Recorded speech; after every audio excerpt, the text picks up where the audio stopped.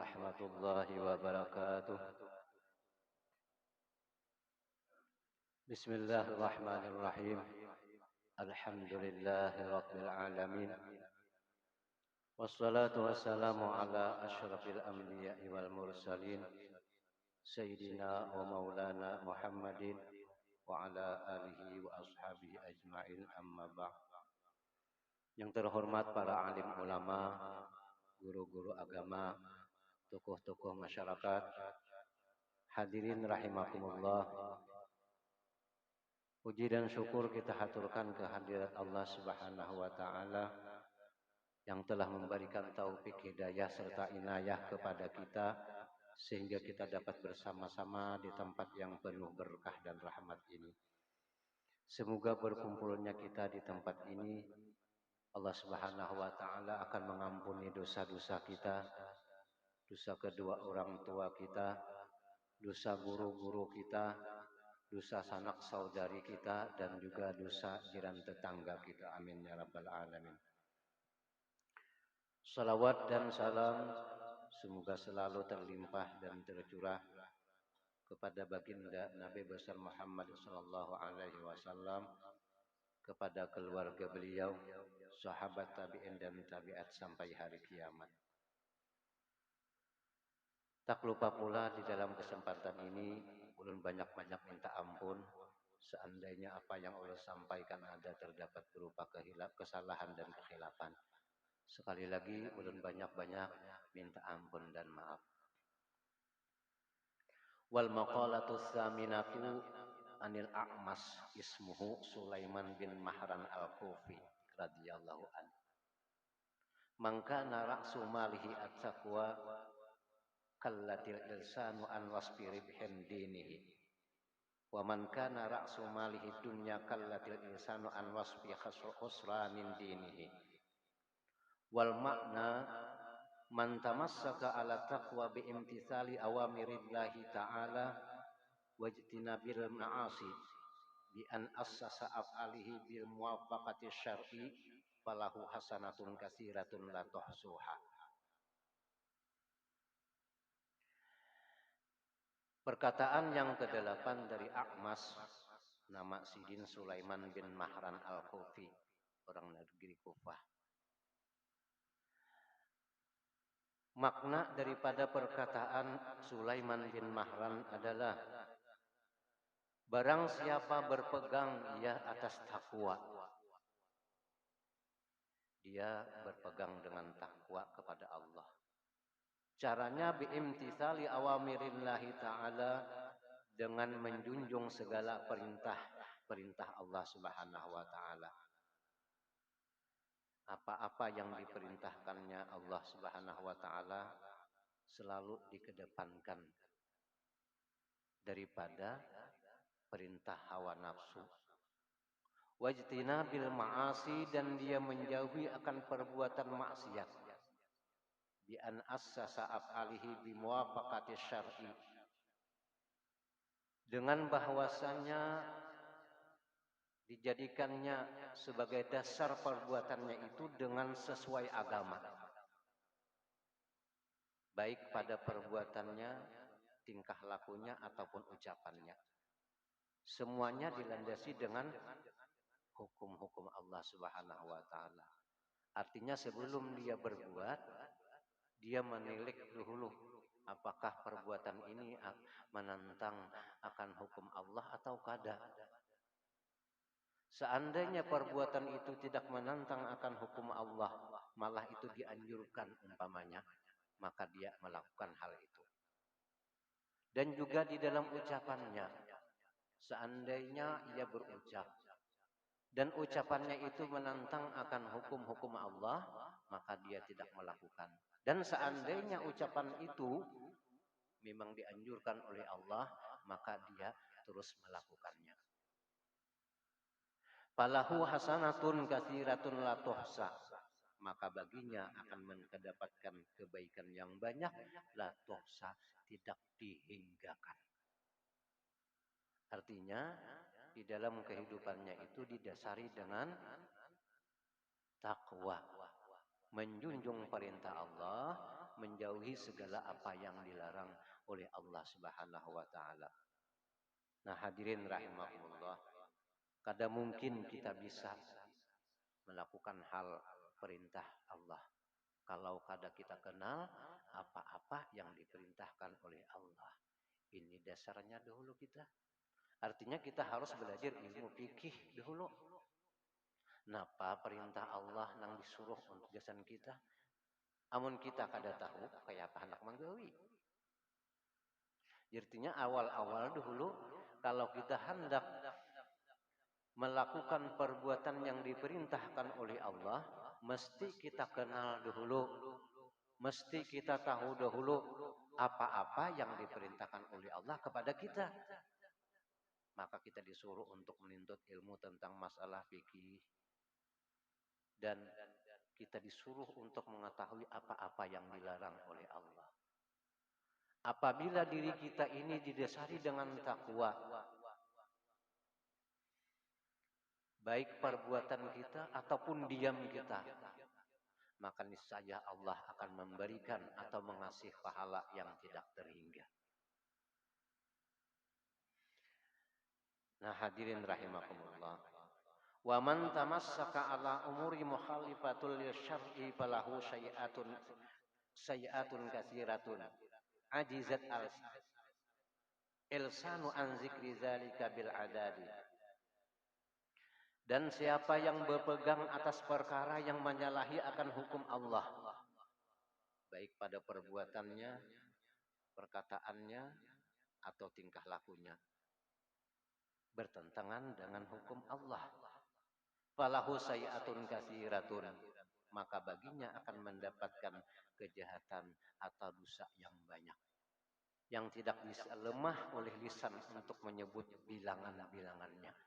Artinya, orang yang selalu melanggar akan hukum Allah, tidak didasari dengan takwa, ini hidup, maka niscaya baginya akan mendapatkan dosa yang tidak terhingga bilangannya. Makanya yang paling nyaman gitu kita hidup harus kita didasari dengan takwa. Itu artinya kita menjunjung apa yang diperintahkan oleh Allah dan kita berusaha menjauhi apa yang dilarang oleh Allah Subhanahu wa taala. Wal maqalatu tasi'atu an Sufyan Ats-Tsauri radhiyallahu anhu. Dan bermula perkataan yang ke-9 daripada ucapan seorang imam mazhab, ada sebagian ulama mengatakan, yaitu adalah Sufyan Tsauri. Ini ada sebagian ulama mengatakan Sufyan Tsauri ini adalah salah satu mazhab, salah satu imam mazhab selain daripada yang 4. Berarti imam mazhab itu ada 5, ada sebagian ulama mengatakan demikian. Siapa Imam Sufyan Ats-Tsauri ini? Sufyan Ats-Tsauri ini adalah gurunya salah satu guru Imam Malik. Salah satu guru Imam Malik namanya adalah Sufyan Ats-Tsauri. Ujar Sidin berucap, kullu maksiatin nasyi'at an syahwatin ay istiyaqun nafsi ila syai'in fa innahu yurja ghufranuha ay al maksiyah. Setiap maksiat yang terbit daripada dorongan hawa nafsu, kita berbuat maksiat. Tapi perbuatan kita ini, perbuatan maksiat kita ini didorong oleh hawa nafsu, bukan didorong oleh hal-hal yang lain.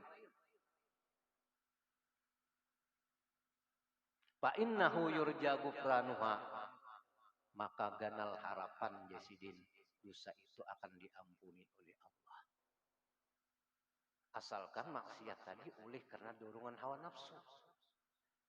Apabila perbuatan maksiat didorong oleh hawa nafsu, ganal harapan Yesidin dosa itu akan diampuni oleh Allah Subhanahu wa taala. Kullu maksiatin nasyi'at an syahwatin ay istiyaqu nafsi ila syai'in. Kullu maksiatin nasya'at an kibrin ay da'wal fadli fa innahu la yurja ghufranuha. Tiap maksiat yang terbit atau oleh karena dorongan sifat sombong, kan maksiat itu oleh karena hawa nafsu, maksiat oleh karena dorongan karena kita Pajurang toh supan kada berbuat maksiat karena sombong. Orang yang berbuat maksiat didurung dengan kesombongannya, fa innahu la yurja ghufranuha. Maka sesungguhnya sangat kecil harapan akan diampuni oleh Allah Subhanahu wa taala akan dosanya. Jadi ketergantungan dorongan diri kita untuk berbuat maksiat itu. Apabila perbuatan maksiat oleh karena hawa nafsu kita kada komanahan, ganal harapan dosa kita itu diampuni asalkan kita mau minta ampun, asalkan kita mau minta uzur kepada Allah Subhanahu wa taala. Apabila perbuatan maksiat kita tadi oleh karena sombong, ujar Imam Sufyan Tsauri, kada ada harapan pajangan diampuni Tuhan dosanya tadi. Sidin memberikan satu gambaran tentang masalah perkataan yang dua hal ini. Ujar Sidin.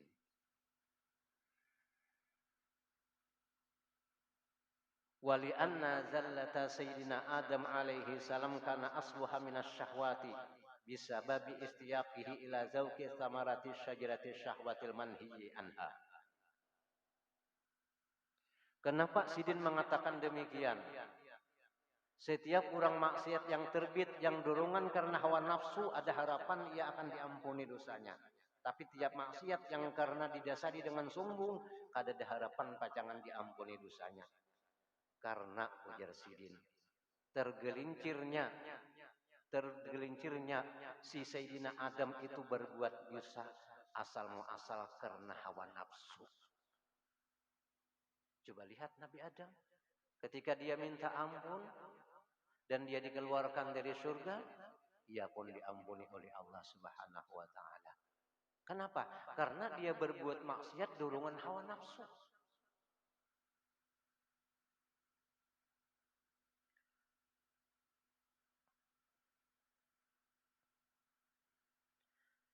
Sedangkan syaitan dia berbuat maksiat karena dia sombong. Kenapa? Karena Allah menyuruh kepada syaitan ini agar sujud kepada Nabi Adam, tapi dia merasa bahwa dia lebih baik daripada Nabi Adam alaihi salam. Akhirnya akhirnya perbuatan maksiatnya syaitan itu tidak diampuni oleh Allah Subhanahu wa taala. Nah, hadirin rahimakumullah. Jadi kita berharap kepada Allah Subhanahu wa taala tiap perbuatan maksiat kita oleh karena hawa nafsu mudahan diampuni Tuhan. Wal maqalatul asyiratu an ba'di zuhadi wa hum alladzina tahqiru dunya wa lam yuballu biha bal akhazu minha qadra daruratihim. Man azlaba janban ay tahmiluhu wa huwa yudahiku wal hal annahu yafrahu bi tahmilih wa innallaha yadkhulun nar wa huwa yabki. Dan perkataan yang ke-10 daripada perkataan sebagian ulama zuhud. Ulama zuhud ini adalah mereka-mereka yang menolak akan dunia dan mereka itu tidak bimbang akan dunia, hanya mengambil sekadar untuk kemudahan dia hidup. Itulah orang-orang zuhud. Artinya, ini hatinya kada terpaut dengan dunia. Mun kita ngapa? Duduk di mana aja pandir dunia. Duduk ke sini pandir kisah maiwak. Duduk di sini pandir kisah hadangan. Itu ternyata hati kita terlalu terpaut dengan dunia. Ada orang-orang zuhud ini kada mau inya memandir masalah dunia. Hanya ala kadernya aja inya mengambil akan dunia. Jauh berpandir masalah dunia. Inya hanya mengambil sedikit daripada dunia. Itulah orang-orang yang zuhud. Apa perkataan mereka? Perkataan sebahagian ulama zuhud, man azlaba zanban wa huwa yudahikuha. Siapa yang berbuat dosa akan satu dosa. Walhal dia berdosa itu tertawa. Berdosa, bagalahak tertawa. Padahal itu kan seharusnya hak kita atau kewajiban kita dan hak Allah, kita disuruh untuk istighfar. Ini kadang malah berbuat dosa tertawa. Seharusnya kita minta ampun, seharusnya kita minta uzur lawan Tuhan oleh karena dosa kita yang perbuat tadi. Ini kadang dia tertawa. Walhal annahu yafrahu bitahmilih, bahwasanya dia senang akan berbuat dosa tersebut. Fa innallaha yadkhulun nar wa huwa yabki. Maka sesungguhnya Allah nanti akan memasukkan dia akan neraka jahanam walhal dia dalam keadaan menangis. Menangisnya masuk ke dalam neraka jahanam. Kenapa? Karena semasa di dunia dia apabila berbuat dosa tertawa, maka tertawanya itu model kayak diulah-ulah pula. Modelnya tuh kayak diulah-ulah. Padahal orang yang banyak tertawa itu mengerasi hati kita. Orang yang banyak tertawa tuh keras jadinya hati kita. Maka apabila keras hati kita, kada mau masuk nasihat-nasihat. Jangankan nasihat para ulama, jangankan nasihat para habaib, nasihat ketika dia mendapat kematian pun ma'antul lawannya. Karena kematian di rumah kita itu adalah sebagai nasihat yang paling manjur. Ini ada kematian di rumah, kada berubah-ubah juga.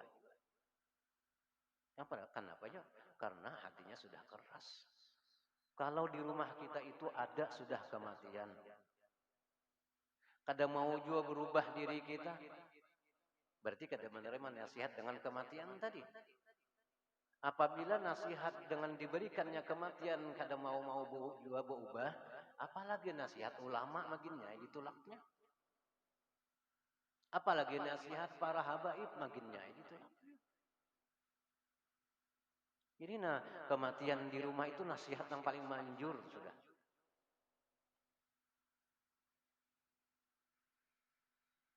Wa man ata'a wa huwa yabki haya'an minallahi wa khaufan minhu ta'ala ala taqsirihi fi tilka ta'ah fa innallaha yadkhulul jannata wa huwa yudahifu.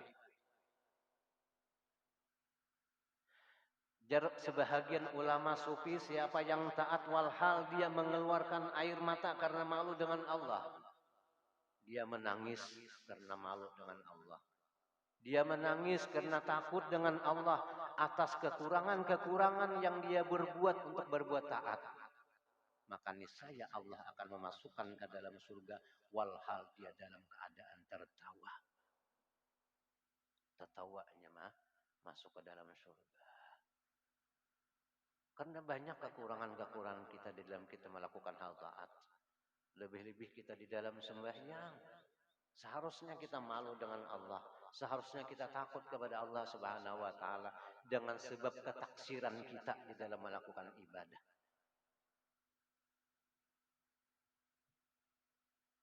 Jangan hati kita cenderung untuk mendapatkan ilmu-ilmu fatin.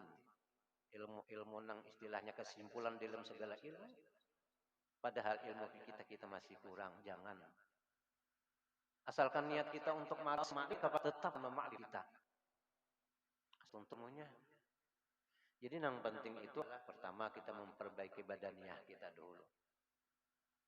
Memperbaiki badan anggota-anggota kita cara melakukan ibadah yang baik dengan agama.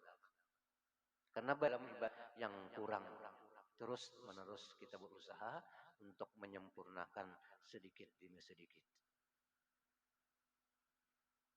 Nah, hadirin rahimakumullah. Wal maqamiyatu asyara'an ba'dil hukama ay al-awliya. La tahkiru zunuba sighari. La ta'udduha sigharan. Fa innaha tatasha'abu minha zunubul kibari. Dan perkataan yang ke-11 daripada salah satu perkataan para wali. Karena hukama itu bermakna al-awliya. La tahkiru zunuba sighari. Janganlah kalian bilang dosa kecil. Fa innaha tatasha'abu minha azunubul kibar. Maka sesungguhnya dosa yang kecil itu terhimpun maka jadilah akan dosa besar.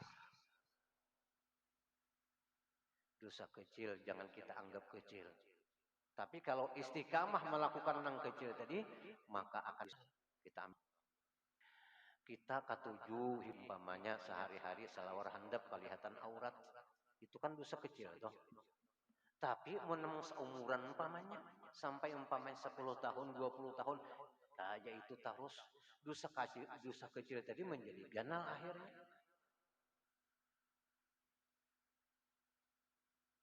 Karena kita membuka aurat itu termasuk dosa. Nang selawar handap kelihatan lantuhut tenang. Atau salawarnya panjang cuma kelihatan pusat. Sama aja. Pusat bagian aurat. Lantuhut juga termasuk bagian daripada aurat. Itu terus kita gawi hari-hari. Meskipun itu dosa kecil, tapi kada pernah kita tobat. Maka dosa kecil itu akan menjadi ganal. Ujar para aulia mengatakan demikian. Jadi jangan kita anggap remeh meskipun itu dosa adalah dosa kecil.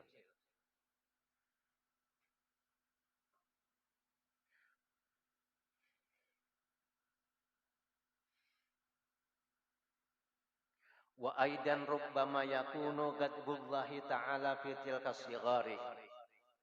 Dan pula kadang-kadang adalah kemarahan Allah ada pada dosa kecil.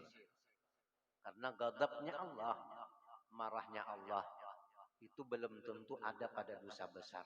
Bisa-bisa juga Allah itu marah pada dosa kecil yang pernah kita gawi. Nah, sama hal juga termasuk juga dosa kecil lah. Orang yang kada pakai karudung tuh, nah itu termasuk dosa kecil juga. Tapi mun hari-hari sampai 10 hari, sampai setahun, sampai 2 tahun, bahkan sampai 10 tahun menjadi ganal dosa yang kecil tadi.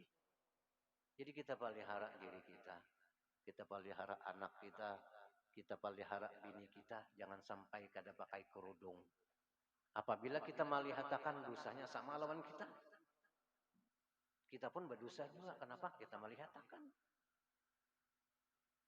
Karena kita melihat orang yang melakukan hal maksiat itu wajib kita menegur.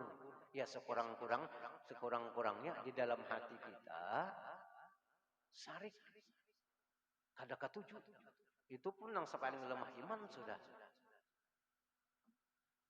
Jadi kadang-kadang kita berjalan tuh lah kayak apa yo? Mulia pindah berpikir benar toh karena banyak yang dilihat hal nang maksiat. Namun kita kada menegur sama kita dosa kita. Inya berdosa itu kita juga dapat dosa itu juga. Jadi kita jaga diri kita. Kita jaga anak-anak kita. Kita jaga bini kita. Jangan sampai melakukan hal nang maksiat nang semacam kada pakai kerudung tuh nah.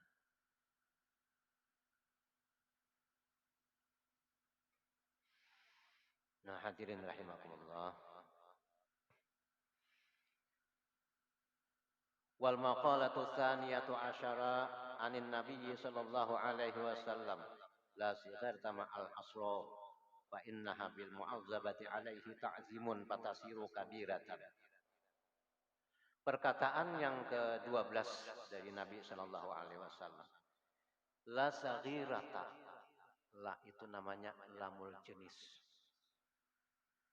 Tidak jenis kecil dosa yang dikekalinya. La saghirata ma'al asral. Tiada jenis kecil dosa itu apabila dia kekali. Innaha al-zabati alaihi ta'zimun. Maka sesungguhnya dosa kecil kekali ta'zimun besar. Patasiru kabiratan.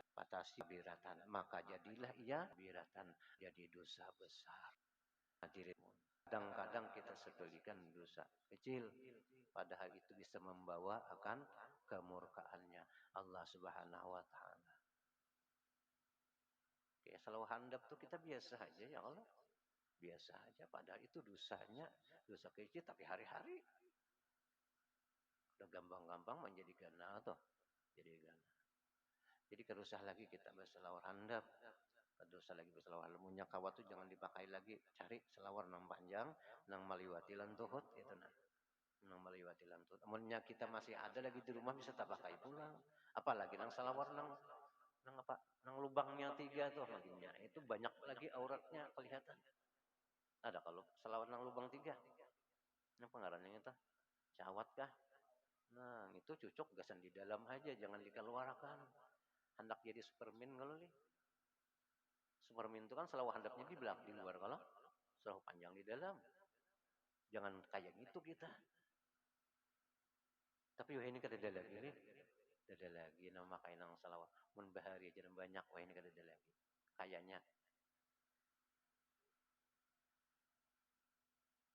kita nama lihat kan kadang-kadang supan. Iwa supannya kita nama lihat. Adiknya nanti dilihat itu memang supan kayaknya. Ya kebiasaan lah di Bangli. Sudah kebiasaannya ngalih pang lagi kada supan. Beberapa dosa atau kada supan lagi. Nah kemudian selanjutnya wallahu a'lam bishawab. Mungkin sampai di sini ulun menyampaikan. Mudahan apa yang ulun sampaikan ini ada manfaatnya. Salah hilaf mohon dimaafkan. Billahi taufiq wal hidayah. Assalamualaikum warahmatullahi wabarakatuh. الفاتحة أعوذ بالله من الشيطان الرجيم بسم الله الرحمن الرحيم الحمد لله رب العالمين الرحمن الرحيم مالك يوم الدين إياك نعبد وإياك نستعين اهدنا الصراط المستقيم صراط الذين أنعمت عليهم غير المغضوب عليهم ولا الضالين بسم الله الرحمن الرحيم الحمد لله رب العالمين والصلاة والسلام على أشرف الأنبياء والمرسلين سيدنا ومولانا محمد وعلى آله وصحبه أجمعين اللهم اكتب السلامة وسعة علينا ولمن هددنا ولمن قبلنا ونبركان حجاج والحجاج والمسافرين في البر والبحر من المسلمين وكلا سر الظالمين وانصرنا على القوم الكافرين اللهم حبب إلى الإيمان وزينه في قلوبنا وكره إلى الكفر والفسوق والعصيان واجعلنا يا الله من الراشدين اللهم قنا عذابك يوم تبعث عبادك اللهم ارزقنا الجنة بغير حساب اللهم أودنا كما علمتنا فارزقنا التجاهل اللهم افتح علينا فتوح العارفين واجعلنا يا الله minal ulama'il amilin mahdina ila tarqil mustaqim Allahumma khurujana min dhulumatil wahmi wa akribna bin nuril fahmi waftah alaina hikmataka wa mansur alaina min hazin rahmatik birahmatika ya arhamar rahimin Allahumma khtim lana bi khatimati sa'adah wa ja'alna minal ladzina humul husna wa ziyadah bijahi Sayyidina Muhammadin sallallahu alaihi wasallam zi syafa'ah wa safi zawi ziyadah Rabbana atina fid dunya hasanatan wa fil akhirati hasanatan wa qina adzabannar wa sallallahu ala sayyidina Muhammad wa ala alihi wa sahbihi ajma'in subhana rabbika rabbil izzati amma yasifun wa salamun ala mursalin walhamdulillahi rabbil alamin Allahumma salli ala sayyidina Muhammad taqabbalallahu minkum wa minkum taqabbal ya